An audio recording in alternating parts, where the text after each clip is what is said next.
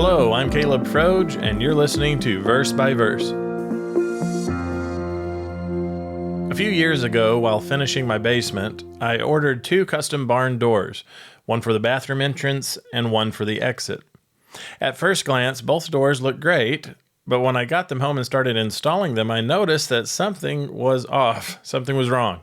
One door matched the requested measurements perfectly, but the other was only half true to the measurements.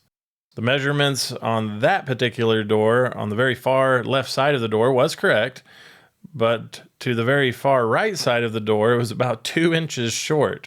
So you could have placed a Matchbox car on the top of it and watch it roll downhill. I called the builder and explained the predicament, and fortunately he was quick to say that he would make me a new one. But based on the conversation, it also seemed that he knew that he was providing me a door that was only half true, but decided to kind of roll the dice and see if I would notice. This, of course, did not instill trust. Spiritually speaking, how does God view half-truths?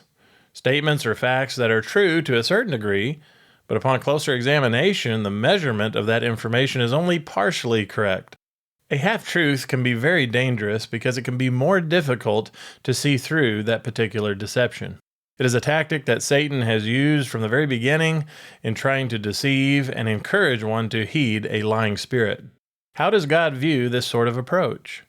This question brings us to our verse for today and the story of Ananias and Sapphira. The recorded example is found in the book of Acts 5 and verses 1 through 4. This is where a married couple named Ananias and Sapphira sold a piece of property during a time when many Christians were voluntarily giving money to support the church. They pretended to donate the full amount of the sale, but secretly kept part of the money for themselves while lying about it to the apostles.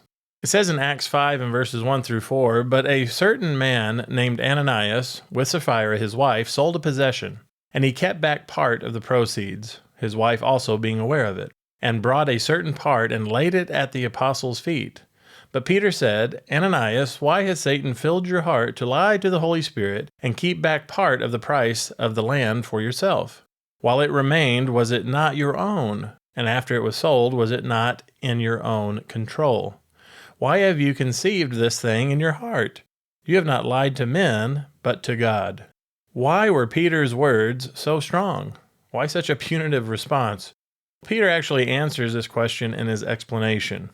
He seems to indicate that it would have been perfectly fine to have held back part of the sale for themselves, but the fact that they lied to God and said they gave it all, that was the problem. What they said was only partially true, making the statement a deceitful statement. In this case, they lied to God, and Ananias immediately died. Later, Sapphira came in and repeated the same lie, and she also died. Now, this served as a reminder to the early church about the importance of sincerity, reverence, and truthfulness directed towards God. Truthfulness is not partial truth. Truth does not involve any type of deceit or lie. Truth is completely free from lies. There are only 2 ways of life, set by different individual examples: lies, deceit, and half-truths, represented by Satan's example, and truth represented by the one who represents truth, and in whom there are no lies. Jesus Christ is the personification of truth. He embodies truth. Jesus Christ set the perfect example of honesty, and he is the way, the truth, and the life. It is interesting that the one who came to set the example of right measurements, and the one who is the true foundation to build upon, was also a carpenter while here on earth. If one is a carpenter, it is very important to have true measurements for building.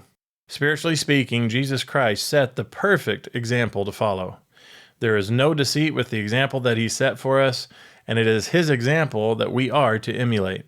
According to Ephesians 4 and verse 13, we are to strive to come to the unity of the faith and the knowledge of the Son of God, to a perfect man, to the measure of the stature of the fullness of Christ. He is the truth and the true measurement that we are to go by, the one who lived a life free from deception and half-truths.